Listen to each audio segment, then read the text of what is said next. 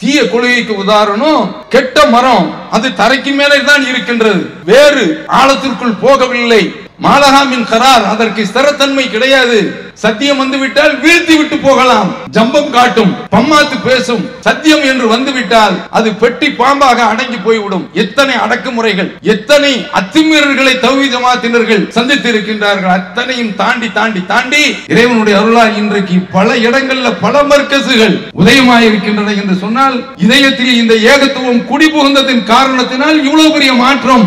காலம் போக போக இந்த மக்கள், இந்த தலைமுறையினர்கள், இந்த தாய்மார்கள் சத்தியத்தில் நிலைத்திருந்தால், நீடித்திருந்தால் வருங்கால தமிழகம் தௌஹீத் தமிழகம், அந்த மாற்றம் வரும்.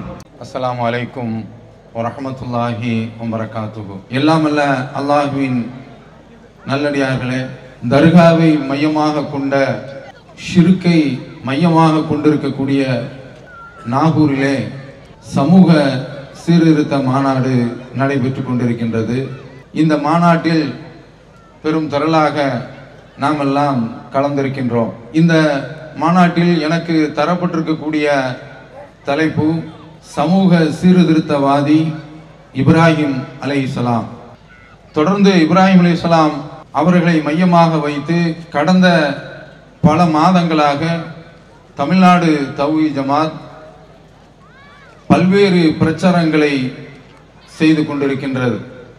அதனுடைய ஒரு கட்டமாகத்தான் இங்கே சமூக சீர்திருத்த மாநாடு இங்கே நடத்தப்படுகின்றது. சமூக சீர்திருத்தவாதி இப்ராஹிம் அலைஹிஸ்ஸலாம்.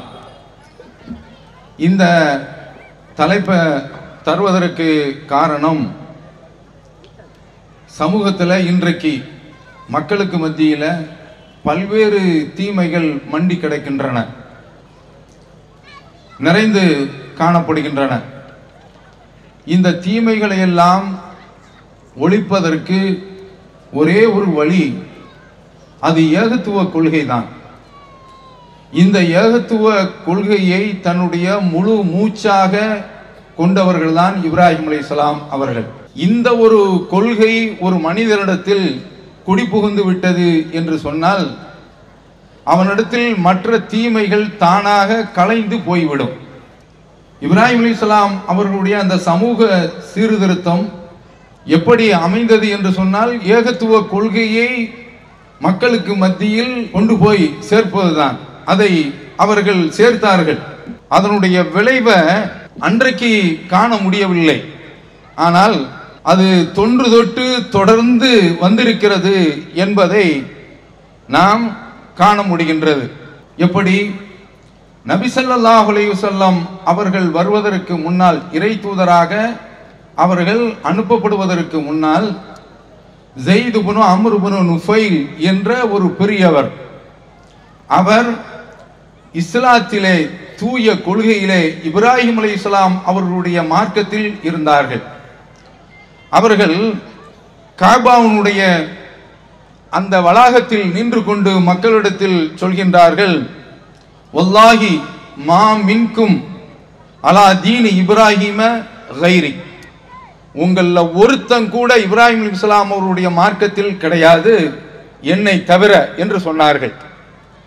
இதே வார்த்தையை இன்றைக்கு தமிழகத்திலே தௌஹீத் ஜமாத் சொல்கின்றது. பல்வேறு ஜமாத்துக்கள் இருக்கின்றன, அத்தனை ஜமாத்துக்களுக்கு மத்தியிலும் ஆணித்தரமாக அடித்து சொல்கின்றோம், உங்களில் எவரும் தௌஹீத் ஜமாத்தை தவிர இப்ராஹிம் அலைஹிஸ்ஸலாம் அவருடைய மார்க்கத்தில் கிடையாது. ஏனென்றால் அவர்களுடைய கொள்கையை அப்படியே இந்த ஜமாத்து பின்பற்றுகின்றது.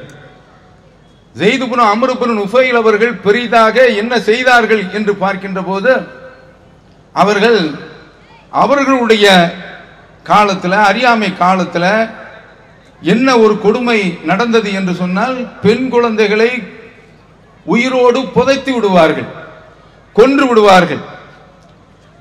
இவர் யாராவது ஒரு பெண் குழந்தைய கொல்ல வேண்டும் என்று யாராவது நினைத்தால், யாராவது பெண் குழந்தையை கொல்ல வேண்டும் என்று நினைத்தால் அவரிடத்தில் போய் சொல்வார், லா தக்துலுஹா, பிள்ளையை கொன்றாத, ஆனா அக்ஃபிகஹா மௌனதஹா, அந்த பிள்ளைக்குள்ள செலவு என்னுடைய பொறுப்பு என்று இவர்கள் சொல்வார்கள். அப்படி சொல்லி அந்த பிள்ளைக்குரிய பொறுப்பை அது வளர்ந்து ஆளாகின்ற வரை எடுத்துக்கொள்வார்கள், செலவு பொறுப்பை.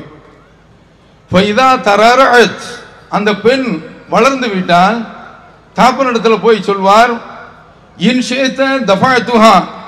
இலைக்க, நீ நாடினால் அந்த பிள்ளையை உங்ககிட்ட ஒப்படைச்சாரன்,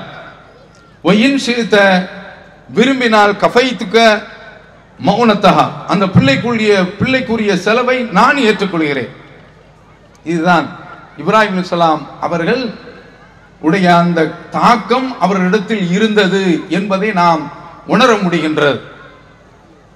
அப்ப எந்த அளவிற்கு அது இணை வைப்பெல்லாம் நடந்தது. ஆனால் மிச்ச சொச்சமாக இது போன்ற ஒரு சீர்திருத்தம் எல்லாம் அன்றைக்கு ஸைத் இப்னு அம்ர் இப்னு நுஃபைல் போன்றவர்களிடத்திலாம் ஊடுருவி இருந்தது என்று சொன்னால், வேர் விட்டு பாய்ந்திருந்தது என்று சொன்னால் அதற்கு என்ன காரணம்? இப்ராஹிம் அலைஹிஸ்ஸலாம் அவர்கள் அன்றைக்கு நிலைநிறுத்திய அந்த தௌஹீத் கொள்கை தான் காரணம்.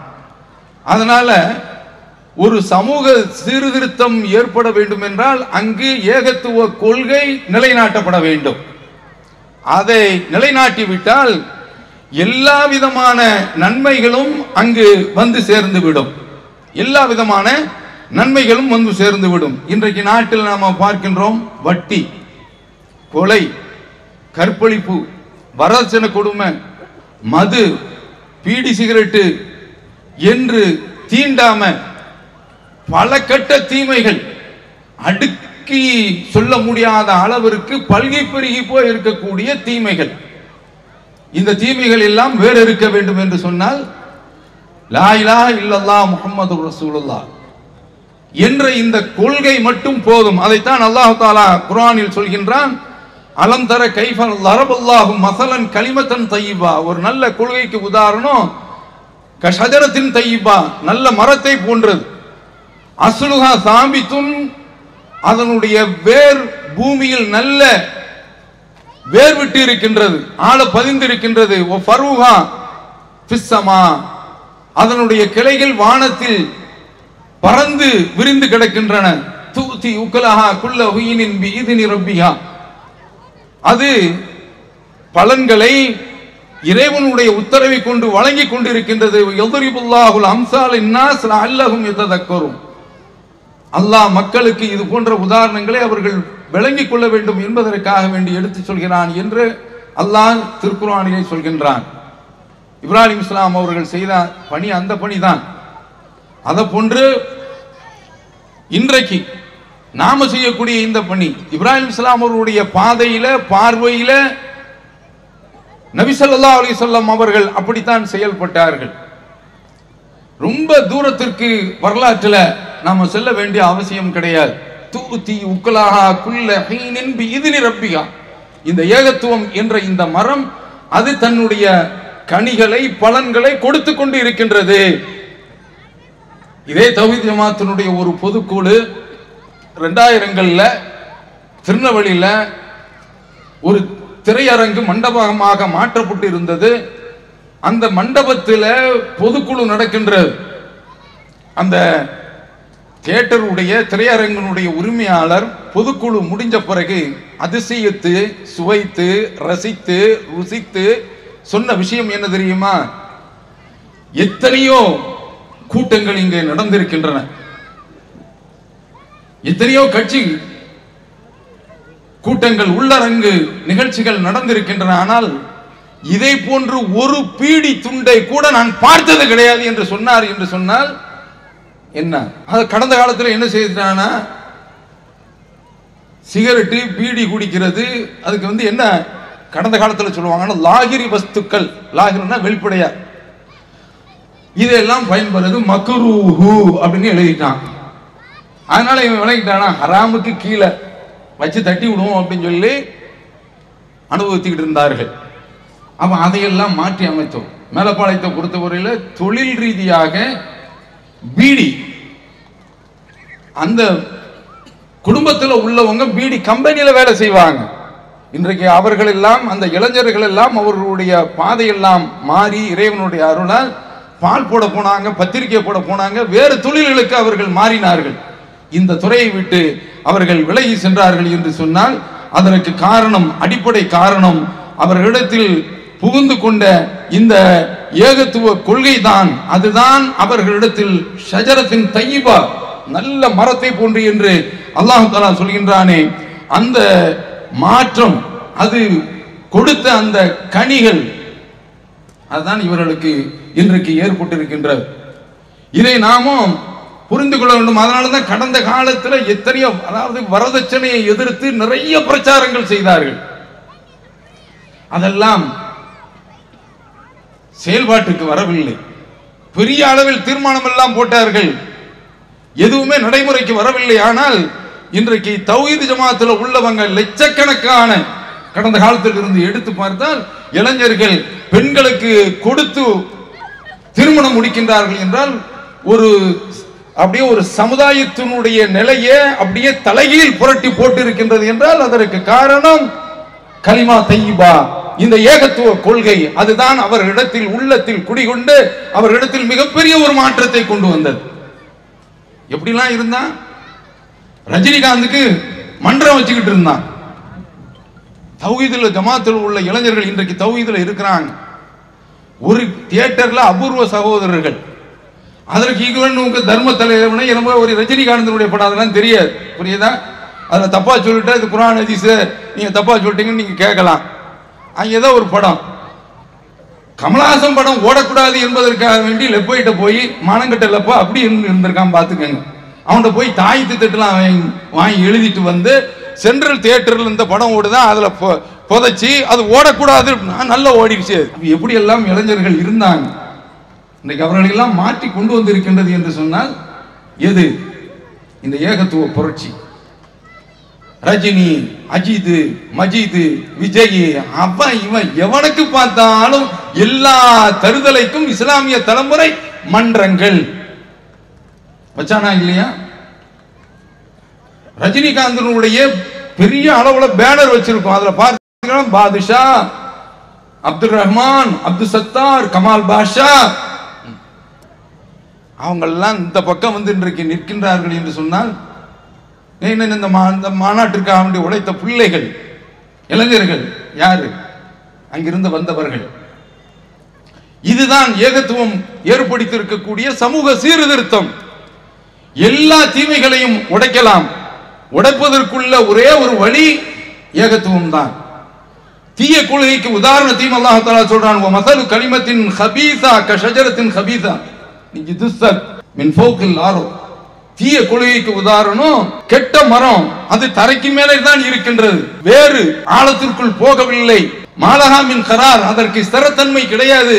சத்தியம் வந்துவிட்டால் வீழ்த்தி விட்டு போகலாம், ஜம்பம் காட்டும், பம்மாத்து பேசும். சத்தியம் என்று வந்துவிட்டால் அது பெட்டி பாம்பாக அடங்கி போய்விடும். எத்தனை அடக்குமுறைகள், எத்தனை அத்துமீறல்களை தௌஹீத் ஜமாத்தினர்கள் சந்தித்து இருக்கின்றார்கள். அத்தனையும் தாண்டி தாண்டி தாண்டி இறைவனுடைய அருளால் இன்றைக்கு பல இடங்கள்ல பல மர்க்கசுகள் உதயமாயிருக்கின்றன என்று சொன்னால், இதயத்தில் இந்த ஏகத்துவம் குடிபுகுந்ததின் காரணத்தினால் இவ்வளவு பெரிய மாற்றம்.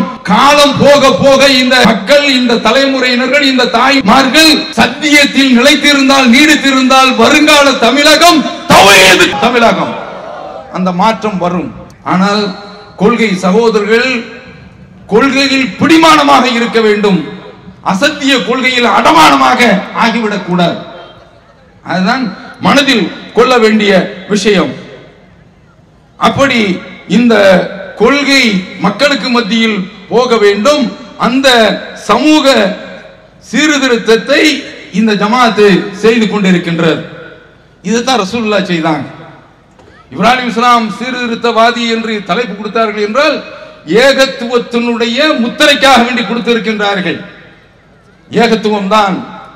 அதை அந்த ஒரு கொள்கையை கொண்டு வராத வரை எந்த ஒரு தீமையும் ஒழிக்க முடியாது.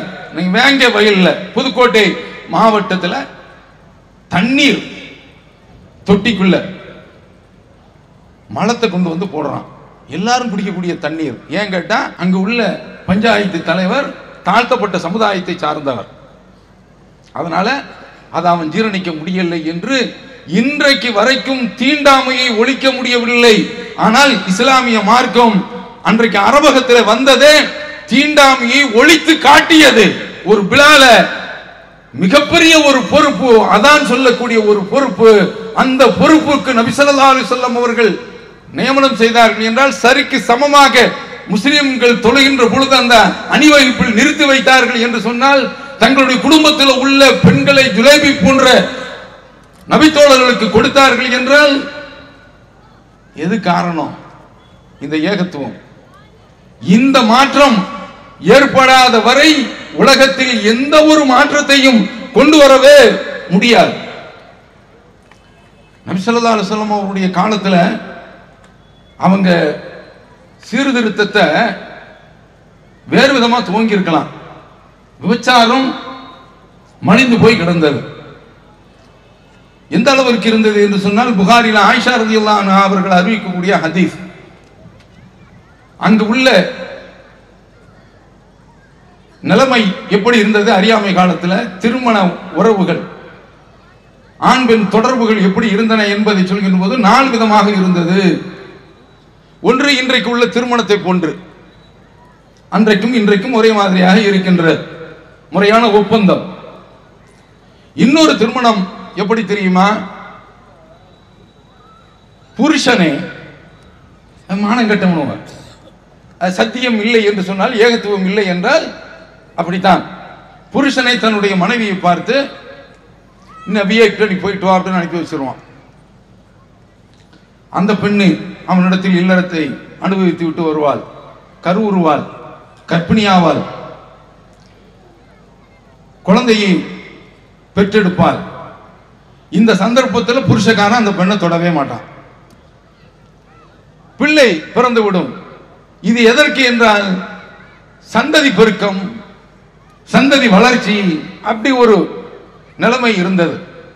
இது ஒரு ரகம். இன்னொரு ரகம், மூன்றாவது ரகம் என்னவென்றால், ஒரு பெண்ணிடத்தில் ஒரு 10 பேர், 10க்கு குறைவானவர்கள் வருவார்கள். அத்தனை பேர்களும் இன்பத்தை அனுபவிப்பார்கள். கருவுற்று விடுவாள், குழந்தை பிறந்து விடும். அவளை மந்திரி சபையை கூப்பிட்டுவா, யார் யார் வந்தாங்களோ கூப்பிட்டு அவ என்ன செய்வா, இப்போ ஒரு நிபுணர்கள் வருவானவளாம், மானங்கட்ட பிழைப்பு கடந்த காலத்தில் இருந்தது. அவன் என்ன செய்வானா, முகக்குறியை பார்த்து இவன் இவன் இவன் இப்படி பார்த்துட்டு இவன் தான் இந்த பிள்ளைக்கு அப்பன், பிள்ளையை ஃபிக்ஸ் பண்ணிட்டு அவன் போயிடுவான். அந்த பிள்ளைய அவன்கிட்ட ஒப்படைச்சிருவான். இத மாதிரி இன்றைக்கு இருக்கின்றது சிவப்பு விளக்கு பகுதி என்று மும்பையில் இருக்கின்றது. அத மாதிரி விலைமாதுகள், சோரம் போகக்கூடிய பெண்கள், ஓரம் போகக்கூடிய பெண்கள், அவர்களுடைய வீட்டுக்கு இது மாதிரி கும்பலாக வருவார்கள், அனுபவிப்பார்கள். அவங்க வீட்டில் கொடியே பறக்க விடப்பட்டிருக்கும், அனுபவிப்பார்கள். இத மாதிரி குழந்தை பிறந்த உடனே யாரு என்று அவளை பார்த்து இன்னார் தான் என்று அவளை முடிவு செய்து சொல்வார். அந்த பிள்ளையை அவங்களிடத்தில் ஒப்படைப்பாங்க. அவன் தான் பொறுப்பாளி என்று ஆக்கிக் கொள்வார்கள். இந்த மாதிரி இருந்தது சமூக சூழ்நிலை. ரசூலுல்லாஹ் ஸல்லல்லாஹு அலைஹி வஸல்லம் அவர்கள் விபச்சாரத்தை ஒழிப்பேன், விபச்சார ஒழிப்பு மன்றம் என்று ஆரம்பித்திருக்கலாம், ஆரம்பிக்கல. அன்றைய மக்களுக்கு மத்தியில் வட்டி பொருளாதாரம் தலைவிரித்து ஆடியது. மதீனாவை எடுத்துக்கொண்டால் யூதர்களுடைய கைவரிசை அரபு சமூகத்தை 2 கூறாக பிரித்து வைத்திருந்தார்கள், பிளந்து வைத்திருந்தார்கள். வட்டி கொடுத்து இரு சாராரையும் மோதவிட்டு அனுபவித்து பொருளாதாரத்தை சுரண்டி கொண்டிருந்தார்கள். அரபு சமூகத்தினுடைய பொருளாதாரம் சுரண்டப்பட்டது, சூறையாடப்பட்டது. அப்படிப்பட்ட ஒரு சூழல் இருந்தது. நபி ஸல்லல்லாஹு அலைஹி வஸல்லம் அவர்கள் வட்டி எதிர்ப்பு சங்கம் என்று துவங்கவில்லை. அப்படி அவர்கள் துவக்கி இருந்தால் அதற்கும் ஒரு கட்டமைப்பு கிடைத்திருக்கும். அந்த துறையில் அவர்கள் இறங்கவில்லை. அரபு நேஷனலிசம், அரபிய தேசியவாதம், அரபி மொழி ஒரு அருமையான ஒரு மொழி. அந்த மக்களை இனத்தின் பெயரால் தட்டி எழுப்பியிருக்கலாம். இன்றைக்கு ட்ரம்ப் ஆட்சியை பிடித்திருக்கின்றாரே என்று சொன்னால் என்ன காரணம் தெரியுமா? அந்த வெள்ளை இன வாதம். அது இன்றைக்கு அவருக்கு, அதாவது படித்தவர்கள், அதுவும் குறிப்பாக அமெரிக்காவை எடுத்துக்கொண்டால் சாதியத்தை, அடக்குமுறையை, ஒடுக்கப்பட்ட சமுதாயங்களை, கருப்பின மக்களை வாழ வைத்த ஒரு நாடு. இன்றைக்கும் அவனிடத்தில் தீண்டாமை இருக்கின்றது. ஆனால் அவனுடைய ஜனநாயக கட்டமைப்பு அவர்களை எல்லாம் அனுமதித்தது. அதனால்தான் ஒரு ஆபிரகாம் லிங்கன் வர முடிந்தது, ஒரு ஒபாமா ஜனாதிபதியாக வர முடிந்தது. அமெரிக்காவுடைய சட்டம் அப்படி அமைந்திருக்கின்றது. ஆனால் அங்கு இன்றைக்கு வெள்ளை ஏகாதிபத்தியத்தை போதிக்கக்கூடிய வகையில அந்த வெள்ளை இனத்தினுடைய சாதியத்தை தூக்கி பிடிக்கக்கூடிய அளவுல ட்ரம்பினுடைய பிரச்சாரம் அமைந்ததன் காரணத்தான் இன்றைக்கு ஆட்சிக்கே வர முடிகின்றது. இனவாதம் அவ்வளவு விஷவாதம், அதற்கு அவ்வளவு பெரிய ஒரு தாக்கம் இருக்கும். இந்தியாவில் என்ன நடக்கின்றது? இனவாதம், இந்தி மொழிவாதம், இப்படிப்பட்ட அடிப்படையில் அந்த மக்களை நபி ஸல்லல்லாஹு அலைஹி வஸல்லம் அவர்கள் ஒன்று திரட்டி இருக்கலாம். ஆனால் அந்த வியூகத்தை அவர்கள் கையில் எடுக்கவில்லை. கையில் எடுக்க ரப்புல் ஆலமீன் விடவில்லை. ஏனென்றால் இறை தூதர் ஸல்லல்லாஹு அலைஹி வஸல்லம் அவர்கள் வஹியின்பால் பட்டவர்கள், வஹியின்பால் பார்க்கப்பட்டவர்கள், வஹியினால் பார்க்கப்பட்டவர்கள். அவர்களுக்கு என்று சுய விருப்பம் கிடையாது. உமா யன்திகு அனில் ஹவா இன் ஹுவ இல்லா வஹ்யுன் யூஹா. அவர் தன்னிச்சையாக பேச மாட்டார். எதை பேசினாலும் அது மார்க்கத்தினுடைய அடிப்படையில், அல்லாஹ்வினுடைய உத்தரவின் அடிப்படையில், வஹியின் வெளிப்பாட்டு அடிப்படையில் அவர் பேசுவார், வஹியினுடைய நிலைப்பாட்டின் அடிப்படையில் பேசுவார். இதுதான் அவர்களுடைய வாழ்க்கை. அதனால என்ன செய்தாங்க? இந்த விதமான சங்கங்கள், மன்றங்கள், இது போன்ற குறுகிய வட்டங்கள், குறுகிய பார்வைகள், இதுல இறங்கல. அல்லாஹ் அவர்களை இறக்க விடல. லா இலாஹ இல்லல்லாஹ், வணக்கத்துக்குரியவன் அல்லாஹ்வை தவிர வேறு யாருமே கிடையாது. இத வை, இந்த தாரக மந்தகத்தை நீ மக்களுக்கு மத்தியில் வை என்று நபி ஸல்லல்லாஹு அலைஹி வஸல்லம் அவர்களுக்கு அல்லாஹ் உத்தரவிட்டான். அரபு உலகம் வெகுண்டு எழுந்தது, கொதித்து எழுந்தது, கொந்தளித்தது. அஜஅலல் ஆலிஹத இலாஹம் வாஹிதா, எல்லா கடவுள்களையும் ஒட்டு மொத்தமாக ஒரே கடவுள் என்ற கொள்கைக்கு இவர் எப்படி கொண்டு வந்தார்?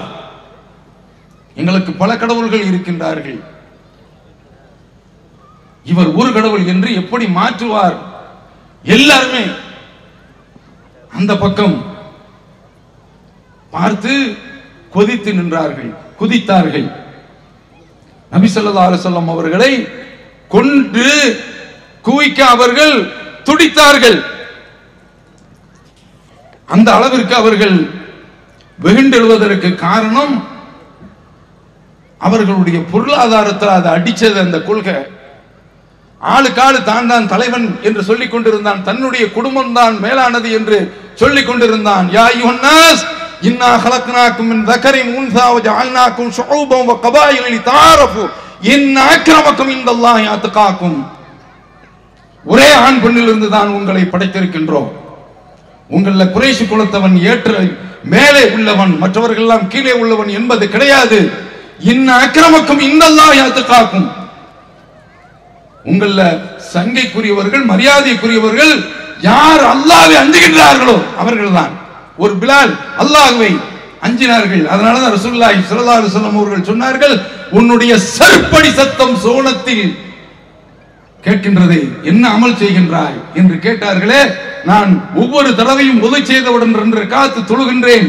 மிகவும் பொட்டு தேரையாக, புண்மை பூச்சாக அடக்கப்பட்ட, ஒடுக்கப்பட்ட, ஒதுக்கப்பட்ட பிலால் ரலியல்லாஹு அன்ஹு அவர்களுக்கு இவ்வளவு பெரிய ஒரு அந்தஸ்து, ஆகாயத்தை தாண்டி, வானமண்டலத்தை தாண்டி, சோன மண்டலத்தில் அவர்களுடைய சிற்போசை கேட்கின்றது என்று சொன்னால், அந்த மாதிரியான ஒரு கொள்கையை கொண்டு வந்தது இறை தூதருடைய வஹி. இக்ரா பிஸ்மி ரப்பிக்க என்ற அந்த வஹி அவர்களை கடைசி வரைக்கும், கண்மூடுகின்ற வரைக்கும் வழி நடத்தியது.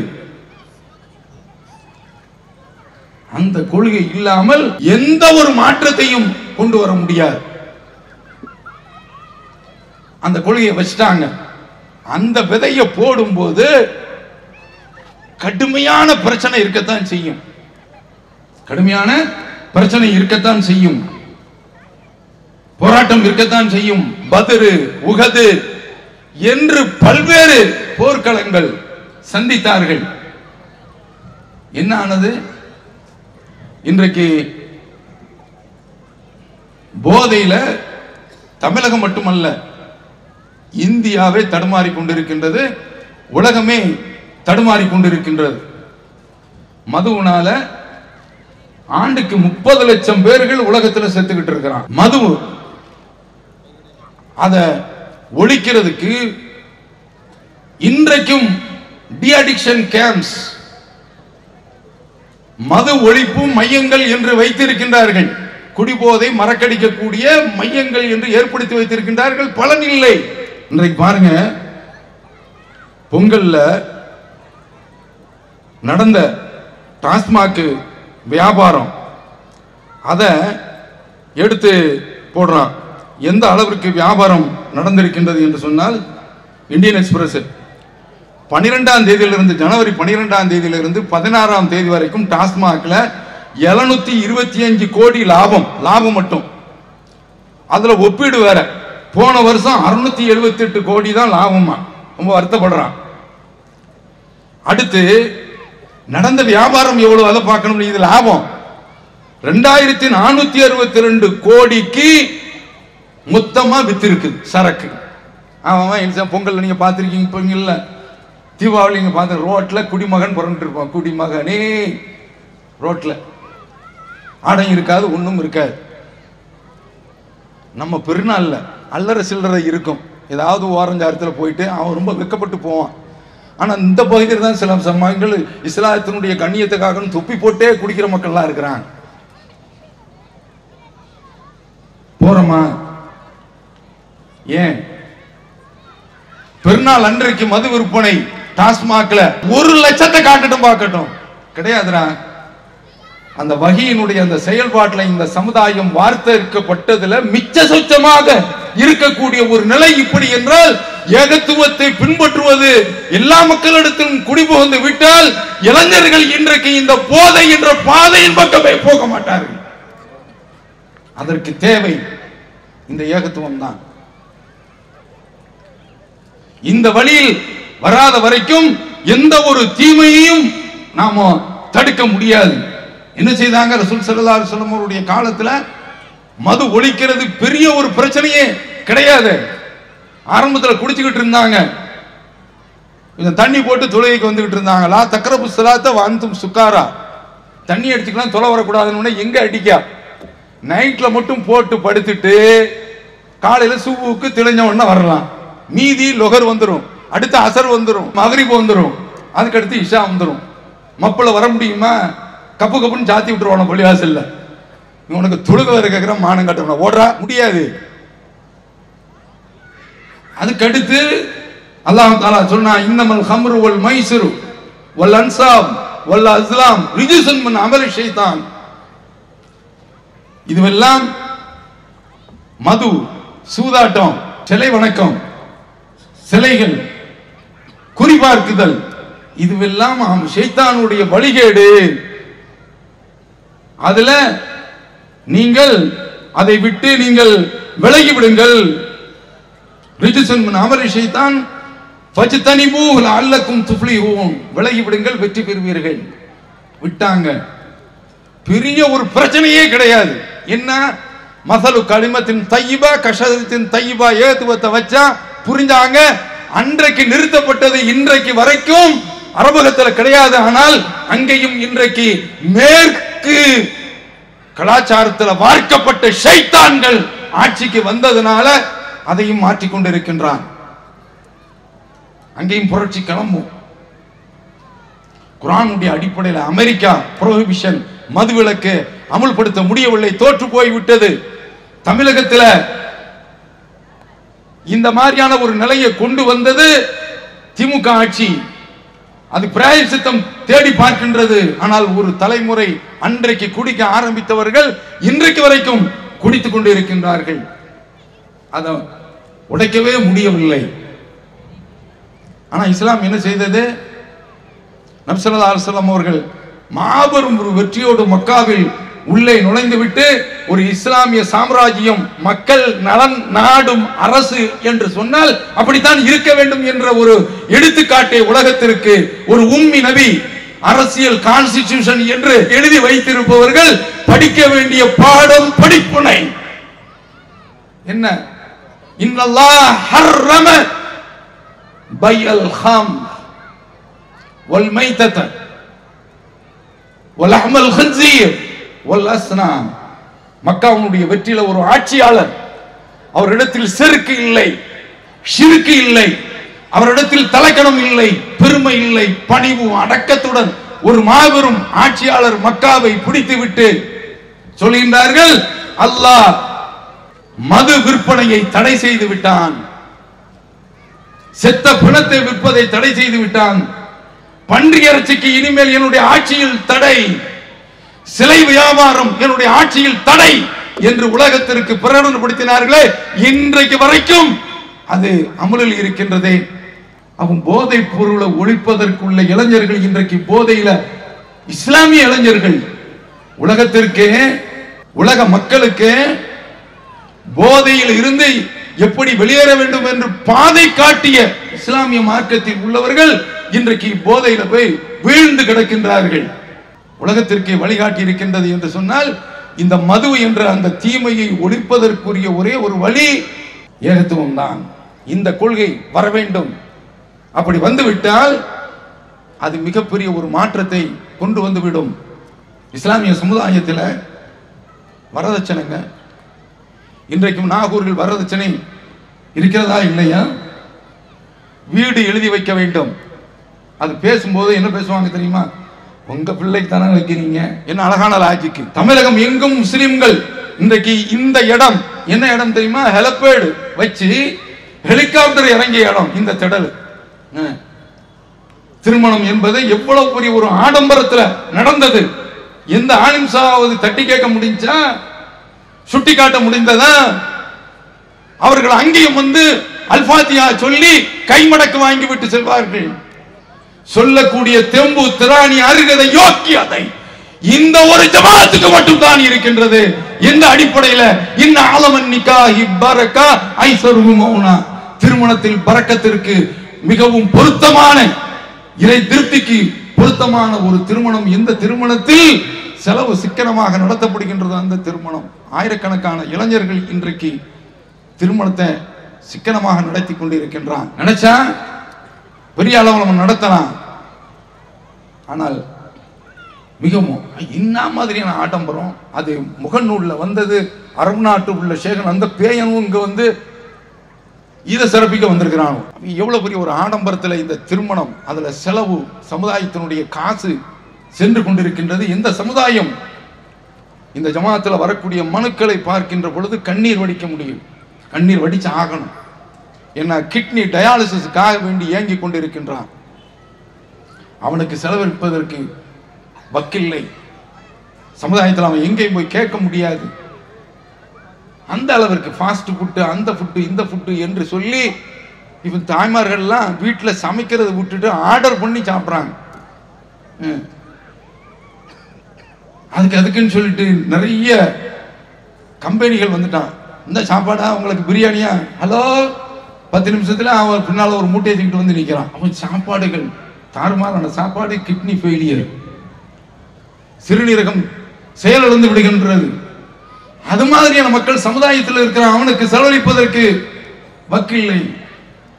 பிள்ளைகள் நீட்ல போய் படிக்கிறான். ஒரு 500 மார்க்கு பிள்ளை எடுக்கின்றது. 5 மார்க் கிடைச்சா கவர்மெண்ட் காலேஜ் கிடைச்சிரும். ஆனால் இல்லை, இந்த பிள்ளைகள் மருத்துவத்துறைக்கு செல்லலாம். செல்வந்தர்கள் மனம் வைத்தால், பணம் கொடுத்தால் அவர்கள் போய் சேர்வார்கள். ஆனால் இவர்களை எட்டி பார்ப்பதற்கு நாதி இல்லை. அப்ப இது மாதிரியான அளவுல இன்றைக்கு செலவு செய்துகிட்டு இருக்கிறாங்க. இது ஒரு தனி விஷயம். அந்த மாதிரி சமூகத்தில் எதற்கு முன்னுரிமை கொடுக்க வேண்டுமோ அதற்கு முன்னுரிமை கொடுக்கப்படவில்லை. இதை நம்ம வேறு தலைப்பின் கீழ் பார்க்க வேண்டிய விஷயம். அதற்குள் உள்ளே நான் செல்ல விரும்பவில்லை. ஆனால் வரதட்சணை கொடுமை ஒரு நிகழ்வை நான் சொல்றேன். சமீபத்தில் நடந்தது. திருவண்ணாமலையில ஹப்சாங்கிற ஒரு பெண்ணு, அந்த பெண்ணு தஸ்தகீர், இந்த பெண்ணுக்கு 25 வயசு, தஸ்தகீருக்கு 27 வயசு. காதல் திருமணம். இஸ்லாத்துல காதல் இந்த கத்திரிக்காவெல்லாம் கிடையாது. பிடிச்சிருந்தா போயிட்டு தாவப்பட்ட போய் சொல்லி முடிச்சுக்க, அவ்வளவுதான். பிடிச்சா வீட்டுல போய் கேளு, இல்லைன்னா வேற பொண்ணை பார்த்துக்கிடும். அவள் இல்லையா ஆகும். நீ உலகத்தில் இருந்து என்ன பிரயோஜனம்?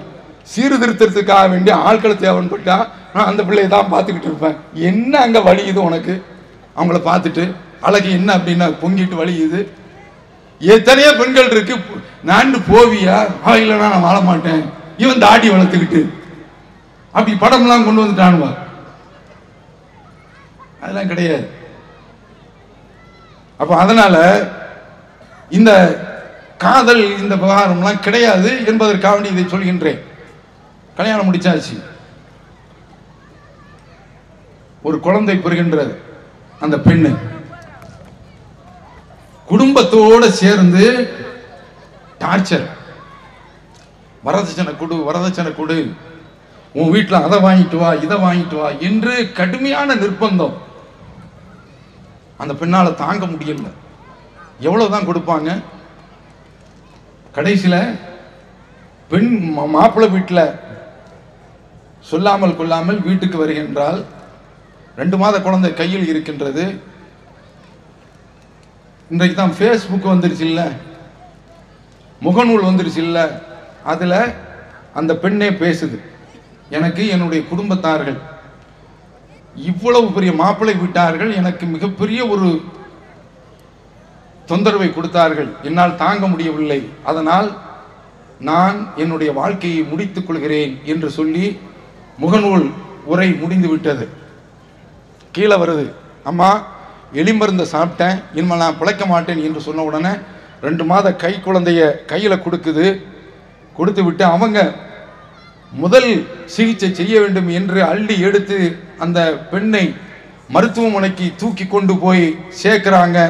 மருத்துவமனை சொல்கின்றது, இனிமேல் பிழைக்க வைக்க முடியாது, பிராட் டெத், பிணமாகத்தான் கொண்டு வரப்பட்டிருக்கிறது என்று சொல்லி கதை முடிந்து விடுகின்றது.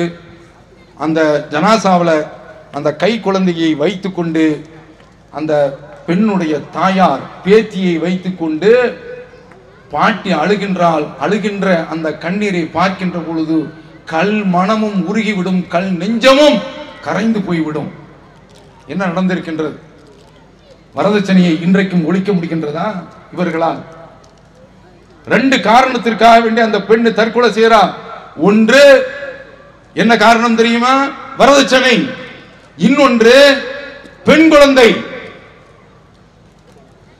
பெண் குழந்தை என்று சொன்னால் மக்களால் ஜீரணிக்க முடியவில்லை. இந்த ஜமாத்து வந்த பிறகு அல்லாஹ்வுக்கு நாம் நன்றி செலுத்த வேண்டும். ஒரு பையனுக்கு 3வது 4வது பெண் குழந்தை, அல்ஹம்துலில்லாஹ்.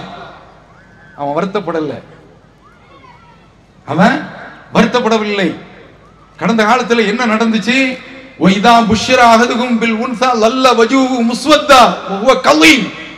பெண் குழந்தையை கொண்டு அவனுக்கு நன்மாராயம் சொல்லப்பட்டு விட்டால் அவன் முகம் கருத்து போய் விடுகின்றது, சூம்பி சுருங்கி போய் விடுகின்றது, கோபத்தை வென்று விழுங்கிக் கொண்டிருக்கின்றான். யதவாராமின் சூயிமா புஷ்ர பிஹி. அவனுக்கு சொல்லப்பட்ட அந்த செய்தியை கேட்டு தாங்கிக் கொள்ள முடியாமல் சமுதாயத்தை விட்டு ஓடி ஒளிந்து கொள்ள நினைக்கின்றான். அயும் சிக்குஹு அலா ஹூன் அம் யதுஸ்ஸுஹு ஃபித்துரா அலா சாஅமா யஹ்குமூன். இந்த பிள்ளையை அவமானத்தோடு வைத்திருப்பதா அல்லது மண்ணில் போட்டு புதைத்து விடுவதா என்று நினைக்கின்றான். தவறான முடிவு எடுக்கின்றார்கள் என்று அல்லாஹ் சொல்கின்றானே. அந்த நிலையை அன்றைக்கு மாற்றியது ஏகத்துவ கொள்கை. இன்றைக்கு மாற்றிக் கொண்டிருப்பது அதே ஏகத்துவ கொள்கை. அந்த கொள்கை தான் மாற்றத்தை தர முடியும். இன்றைக்கு பெண் குழந்தைகளை இப்படி அழிக்கிறாங்களே, வெறுக்கிறாங்களே. 2 பெண்ணு பேசுறாங்க, என்னமா என்ன குழந்தை பிறந்திருக்கு, ஆண் குழந்தை உடனே பையன் நல்லா இருக்கானா, சும்மா இருக்கிறானா, அப்படி இப்படி நல்லா விசாரிக்கிறாங்க. பெண் குழந்தை உடனே இதுவும் டெட் பாடி மாதிரி போகுது, அதுவும் டெட் பாடி மாதிரி போகுது. பெண் குழந்தை அப்ப என்ன விளங்கி வச்சிருக்கான்? பெண் குழந்தை என்றால் எளவு, பெண் குழந்தை என்றால் செலவு. பாருங்க. அப்ப இந்த நிலை இன்றைக்கு வந்துவிட்டதே. இதற்கு காரணம் என்ன? முஸ்லிம் மார்க்க அறிஞர்கள் இதை பற்றி, இந்த சமூக சீர்திருத்தத்தை பற்றி என்றாவது அவர்கள் யோசிப்பார்களா? நம்மை அடக்குவதற்கு, ஒடுக்குவதற்கு, ஒழிப்பதற்கு, அழிப்பதற்கு அத்தனை திட்டமும் தீட்டுவார்கள். ஆனால் இதற்கு என்ன திட்டம்? இதற்கு என்ன வடிகால்? இதற்கு என்ன தீர்வு? இதற்கு என்ன தீர்ப்பு சொல்ல முடியுமா? இதை பற்றி அவர்கள் கவனம் செலுத்தவில்லை, கரிசனம் செலுத்தவில்லை, அக்கறை காட்டவில்லை, ஆர்வம் காட்டவில்லை. அவர்களுக்கு கவலை அது கிடையாது. நீங்க பார்த்திருக்கீங்களா? பசு கன்று இணுகின்ற அந்த கன்றை தன்னுடைய நாவினால் போட்டு நக்கி தன்னுடைய பாசத்தை வெளிப்படுத்துகின்ற, அது பார்க்கவில்லை, பேதம் பார்க்கவில்லை, இது ஆணா பெண்ணா என்று பார்க்கவில்லை. கோழி முட்டை இடுகின்றது, அது சேவலா பெட்டையா என்று அதை பார்க்கவில்லை. தன்னுடைய 2 இறக்கைகளுடைய கூட்டுக்குள் அத்தனையும் அடைத்து வைத்து பாதுகாத்துக் கொள்கின்றது. ஒரு பருந்து பாய்ந்து வைந்தால் தன்னுடைய சக்திக்கு மீறி பாய்ந்து அந்த பருந்தை விரட்டி அடிக்கின்றது. தாய்ப்பாசம். வேறுபாடு பார்க்கவில்லை, வித்தியாசம் பார்க்கவில்லை. ஆனால் பகுத்தறிவுக்கு பெயர் போன இந்த மனித இனம் பாகுபாடு பார்த்து கருவிலையை வைத்து அழிக்கின்றது. கருணை அறையான கருவையே கல்லறையாக ஆக்கின்றது என்று சொன்னார். சில்லறைக்காக வேண்டி மருத்துவர்களும் அந்த கருவை சிதைக்கின்றார்கள் என்று சொன்னார். என்ன காரணம்? பெண் குழந்தை என்பதை முன்னாலே முடிவு செய்து விடுகின்றார்கள். 1991 அல்லது 94 சட்டம் கொண்டு வந்திருக்கின்றார், நாடாளுமன்ற சட்டம். ஒரு பயனும் கிடையாது. ஏட்டு சுரைக்காய் கறிக்கு உதவாது என்று சொல்வார்களே, அந்த கதை. இன்றைக்கு இப்ராஹிம் இஸ்லாம் அவருடைய மார்க்கத்தில் இருக்கின்றோம் என்ற அவருடைய பணியில, அவருடைய பாங்குல, அவருடைய போங்குல இந்த ஜமாத் இன்றைக்கு செயல்பட்டு கொண்டிருக்கின்றது. நாங்கள் இதற்காக வேண்டி எதிர்த்து நீண்ட காலமாக குரல் கொடுத்து இருக்கின்றோம். அதற்குண்டான விளைச்சலை, அதற்குண்டான வசூலை, அதற்குண்டான மகசூலை கண்கூடாக கண்டு கொண்டிருக்கின்றோம். அதனால மக்களுக்கும் சுன்னத் வல் ஜமாத்தில் உள்ளவர்களுக்கு நாங்கள் சொல்லிக் கொள்கின்றோம், நீங்க இந்த பக்கம் வாங்க, எல்லாத்துக்கும் தீர்வு. இடையில ஒரு செய்தியை இந்த போதை விஷயத்தில் சொல்ல விட்டுட்டேன், அதை இப்போது நான் சொல்லிக் கொள்கின்றேன். கீழக்கரை என்ற ஊர் இளைஞர்கள், இன்றைக்கு இளைஞர்கள் பல போதையில மாட்டியிருக்கான். ஒன்று செல்போன் போதை. காலையில் எழுந்திரிச்ச உடனே பல்ல தேய்க்கிறானா இல்லையோ, செல்ல தேய்ச்சிக்கிட்டு இருக்கான். எழுந்திரிச்ச உடனே அதான். தொழுது முடிச்ச உடனே தஸ்மீ செய்யணும் அப்படின்னு சொன்னா தொழுது முடிச்ச உடனே தூக்கியாரான். ஆளுக்கு ஆளு செல்லு. எல்லாருமே அவன் சொல்றான். ஒரு பெண்ணு இந்த பட்டிமன்றத்தில் பேசுறவனோ நகைச்சுவையா தான் சொல்றானுவோ, ஒரு பெண்ணு வீட்டில் உள்ள அம்மா கூட்டிக்கிட்டே வந்து தெருமுனைக்கு போயிருச்சான். என்னங்கிட்ட செல்ல பேசிக்கிட்டு இருக்கு. அந்த மாதிரி இந்த செல்லு கடுமையான ஒரு போதையாக ஆகிப்போச்சு. கடந்த காலத்தில் எதிர்த்தாப்புல பேசிட்டு வருவான், தானா பேசினான்னு வைங்க லூசு அப்படிம்பா. இப்போ என்ன கேட்டா ப்ளூடூத் அப்படிங்கிறான். அவன் பாட்டுக்கு பேசுறான். அஸ்ஸலாமு அலைக்கும். நாம போய் இவன் நம்மளை கொல்ல நினைக்கிறானே, இவன் எதுக்கு நமக்கு சலாம் சொல்றான் பார்த்தா போன்ல சலாம் சொல்றான். அது மாட்டிருக்கு. இந்த மாதிரி செல்லு கலாச்சாரம் வந்துருச்சு. ட்ரெயினில் உட்காந்துருந்தேன்னு வைங்க, சார் நீங்கள் எந்த ஊர் அந்த ஊரும் கேட்பான்ல, இப்போ அதெல்லாம் கிடையாது. வந்து உட்காரான், அவன் உட்காரான். ஆம்பளையும் பொம்பளையும் சரி, எடுத்த உடனே இந்த டாக்டர் இந்த ஸ்ட்ரெத்தை மாற்றணும் காதில் மாட்டுறான். நீ யாருறா, நான் யாருறா, எனக்கு இருக்குடா, நான் தான் என் காட்டுக்கு ராஜா அப்படின்னு சொல்லிட்டு திறக்கிறான். அவன் பாடி போய்கிட்டே இருக்கிறான். அவ்வளோதான். பக்கத்தில் உள்ள மூத்தா போனா கூட இவனுக்கு தெரிய மாட்டேங்குது. அந்த மாதிரி செல்லு போதை. அதை மாதிரி மருந்துக்கு, போதை மருந்துக்கு அடிமையாகி ரமலான் மாதத்துலங்க கீழக்கரையில் தொழுகைக்கு வரக்கூடிய பெண்களுக்கு இடையூறாக நடந்து கொண்டிருக்கின்ற போது சில பையங்க எதிர்க்கிறாங்க. ஏன்பா இப்படி செய்றீங்க என்று சொன்ன உடனே பைக்கை போட்டு ஓடுறானுவ. அப்படி ஓடின உடனே பைக்கை எடுத்து பள்ளிவாசல் வாசலுக்கு முன்னால போட்டு சாவியை எடுத்து வச்சுக்கிறாங்க.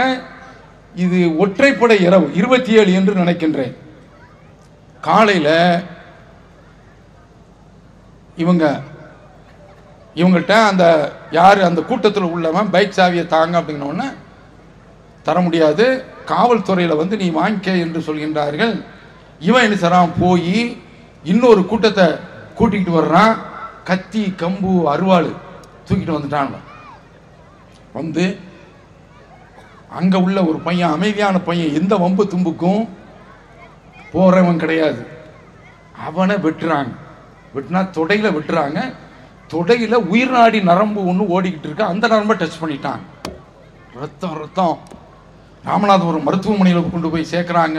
அவன் சொல்கிறான், நீங்கள் இங்கே வச்சுக்கிற முடியாது, உடனே நீங்கள் மதுரைக்கு கொண்டு போங்க. மீனாட்சி மிஷனில் கொண்டு போய் சேர்க்குறாங்க. ஃபர்ஸ்ட் எய்டு கொடுக்கப்படுகின்றது. மறுவளைப்பு என்று சொல்லக்கூடிய அளவில் நீ சில நாட்கள் அவன் ஐசியூலே அவசர சிகிச்சை பிரிவு இலேயே சேர்க்கப்பட்டு இருக்கிறான். அந்த சகோதரன் போதை, நாகூர்லையும் இளைஞர்கள் போதைக்கு ஆட்பட்டு இருக்கின்றார்கள். இப்போ சமீபத்தில் வாட்ஸ்அப்பில் வந்த செய்தி, ஒரு 12 வயசு அல்லது 16-17 வயசு பையன் போதையிலேயே மதக்கிறான். பெற்ற தாய் கண்டிக்கிறா, பெற்ற தாயே கொலை செய்யறான். பாருங்க என்ன கொடுமை இஸ்லாமிய சமுதாயத்தில். அவ இந்த மாதிரி கொடுமை தலைவிரித்து ஆடுகின்றது. அவ இது போதையில விடுபட்ட ஒரு செய்தியை நான் இப்போது சொல்லியிருக்கின்றேன். அவ இந்த பக்கம் வரதட்சணை என்று எடுத்துக்கொண்டால் அங்க பெண்கள் பாதிக்கப்படுகின்றார்கள். பெண்களை கருவளைய வச்சு அழிக்கிறான். அவங்க இப்ராஹிம் அலைஹிஸ்ஸலாம் அவருடைய மார்க்கம் என்று சொன்னால் ஸெய்த் இப்னு அம்ர் இப்னு நுஃபைல் அவர்களுடைய பாணியில பெண் இனத்தை காக்க வேண்டும், அதுதான் மார்க்கம். அந்த அடிப்படையை வஹீயினுடைய அடிப்படையில் தான் நாம நடைமுறை கொண்டு வர முடியுமே தவிர இந்த தரீக்கா, எத்தனை தரீக்கா வச்சிருக்காங்க, காதிரியாங்கிறான், இன்னொன்னு மாதிரியாங்கிறான், ஜிஷ்டியாங்கிறான், குஷ்தியாங்கிறான், சுகர் வருதையா, இப்படி ஒரு தரீக்கா, இப்படி பல தரீக்காக்கள் திக்ரு வச்சு நடத்துறான், ஆடுறான். அவன் அந்த பிரபுதேவ அண்ணானு அந்த ஆட்டத்தை விட ஒரு மாதிரியா போட்டு டூ வா ஊன்னு சொல்லி குதிக்கிறான். இத மாதிரியான கொள்கைகளை வைத்துக் கொண்டு எந்த ஒரு மாற்றத்தையும் கொண்டு வரவே முடியாது. மாற்றத்தை கொண்டு வர வேண்டும் என்று சொன்னால் அதற்கு தேவை ஏகத்துவ கொள்கையை தவிர்த்து வேற எதுவுமே கிடையாது. ஏகத்துவம் என்று சொன்னால் சும்மா சும்மா சின்ன சின்ன பிரச்சனையில் இருந்து அவன் சொல்லுவான் இல்ல, அவர்கிட்ட எந்த பழக்கமும் கிடையாதுங்க.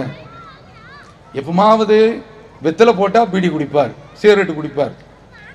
வேற என்னங்க, எப்பமாவது தண்ணி அடிச்சா சிகரெட்டு குடிப்பார். வேற எந்த பழக்கமும் கிடையாது. தண்ணி அடிச்சா கொஞ்சம் பொம்பளை சேட்டையும் பண்ணுவார். இப்படியே கொண்டு வர்றான்ல. இங்க நம்ம தௌஹீத் ஜமாத்துக்கு வந்தா கடந்த காலத்தில் என்ன செய்வாங்கன்னா, நம்ம பள்ளியில தொலை வந்தா மார்க்கத்தில் என்ன சொல்லுதுன்னா, வெங்காயம் சாப்பிட்டு பள்ளிவாசலுக்கு வராது ஹதீஸ். இவன் என்ன செய்யறானா, அடிச்சுட்டு வந்தாரான் கஸ்தூரி மணங்கமலும் எம்மான் குடிச்சிட்டு பீடி அடிச்சுட்டு வந்தான்னு வைங்க, சஃப்பு பூரா அந்த வாடை தான்.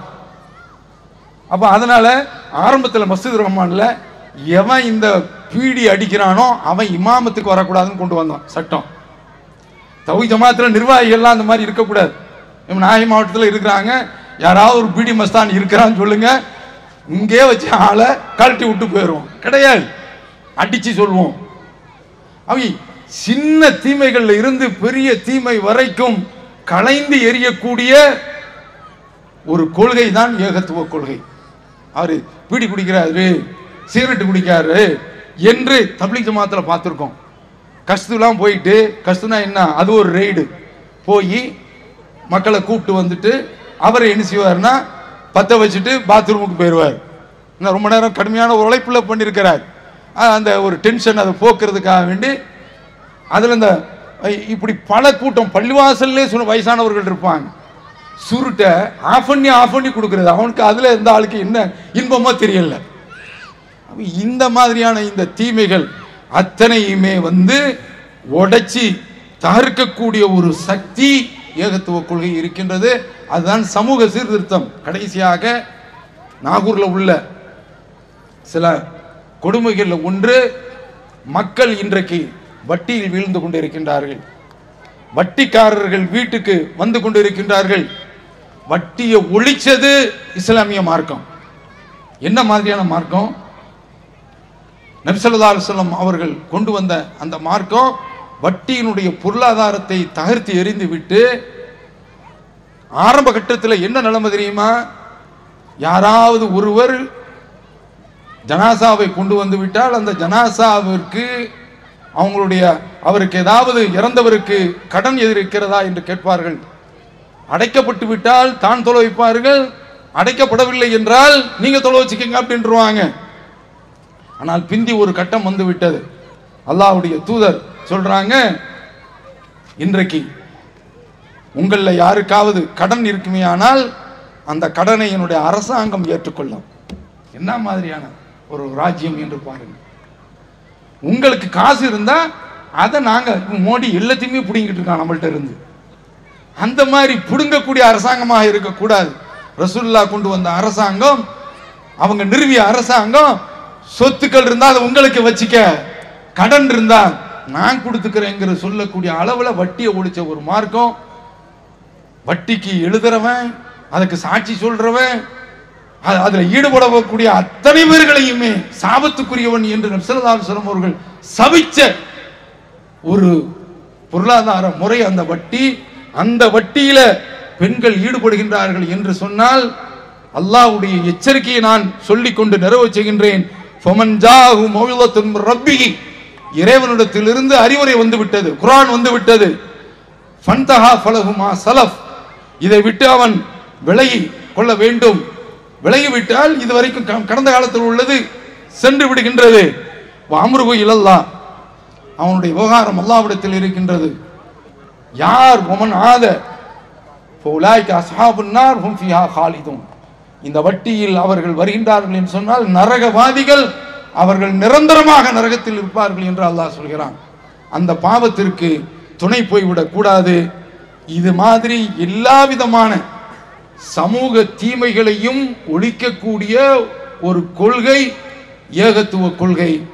அந்த சமூக சீர்திருத்தத்தை இந்த நாகூரில் உள்ள சகோதரர்கள் எடுத்திருக்கின்றார்கள். எல்லோருக்கும் அல்லாஹ் அருள் செய்வானாக என்று கூறி வாய்ப்பளித்தமைக்கு நன்றி கூறி அமைகின்றேன். வஆகிரு தஅவானா அனில் ஹம்துலில்லாஹி ரப்பில் ஆலமீன். வஸ்ஸலாமு அலைக்கும் வரஹ்மத்துல்லாஹி வபரகாத்துஹு. ஹய்ய அலல் ஃபலாஹ்.